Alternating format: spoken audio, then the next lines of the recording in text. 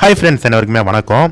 இன்னைக்கு இணையதளத்தில் பயங்கரமாக வைரல் ஆகிட்டு இருக்கிற ஒரு வீடியோ என்ன அப்படின்னு பார்த்தீங்கன்னா இந்த வீடியோ தான். அதாவது இந்த வீடியோவில் பார்த்தீங்கன்னா நம்ம பாஜக தலைவர் அண்ணாமலை அவர்கள் வந்து ஒரு ஹோட்டலுக்கு சாப்பிட வராரு.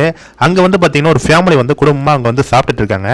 அங்கே பாஜக தலைவர் அண்ணாமலை அவர்கள் வருவதை கண்ட அந்த குடும்பத்தினர் வந்து உடனே எழுந்து சென்று அண்ணாமலை அவர்களை வந்து நீங்கள் எங்களோட இந்த விருந்தில் நீங்களும் கலந்துக்கணும், மதிய விருந்தில் கலந்துக்கணும் அப்படின்னு அந்த குடும்பத்தினர் வந்து நம்ம பாஜக தலைவர் அண்ணாமலை அவர்களுக்கு அன்பாக கட்டளை இடுகிறார்கள், ஒரு கோரிக்கை வைக்கிறாங்க.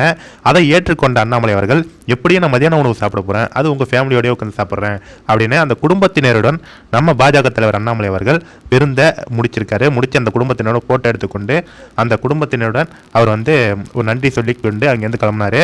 அடுத்தது கோயம்புத்தூர்ல பார்த்தீங்கன்னா நம்ம பாஜக தலைவர் அண்ணாமலை அவர்கள் எலெக்ஷனுக்கு அப்புறம் தற்போது அவர் வந்து அங்கே விசிட் வந்திருக்காரு.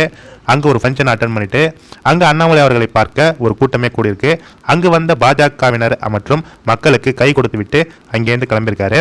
அடுத்தது பார்த்தீங்கன்னா இதுதான் தரமான சம்பவம். திருவண்ணாமலையில் பாஜக தலைவர் அண்ணாமலை அவர்கள் சுவாமி தரிசனம் செஞ்சுருக்காங்க.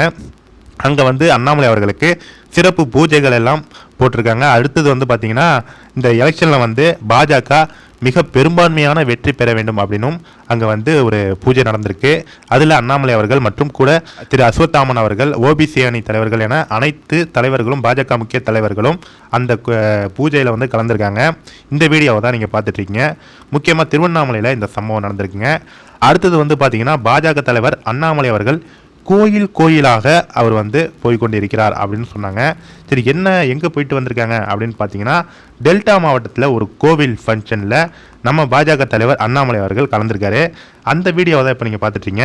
அண்ணாமலை அவர்களுக்கு அந்த கோவில் நிர்வாகத்தினர் வந்து மிக பிரம்மாண்டமான ஒரு வரவேற்பு வந்து கொடுத்துருக்காங்க. முக்கியமாக கூட பாஜக தலைவர் அண்ணாமலை அவர்கள் கூட கருப்பு முருகானந்தம் அவர்களுமே அந்த கோவிலுக்கு தரிசனம் செய்ய வந்திருக்காங்க. அங்கே வந்த மக்கள் எல்லாம் அண்ணாமலை அவர்களிடம் கை கொடுப்பதற்கும் அண்ணாமலை அவர்களிடம் போட்டோ எடுப்பதற்கும் கூட்டம் குவிஞ்சிருக்கு.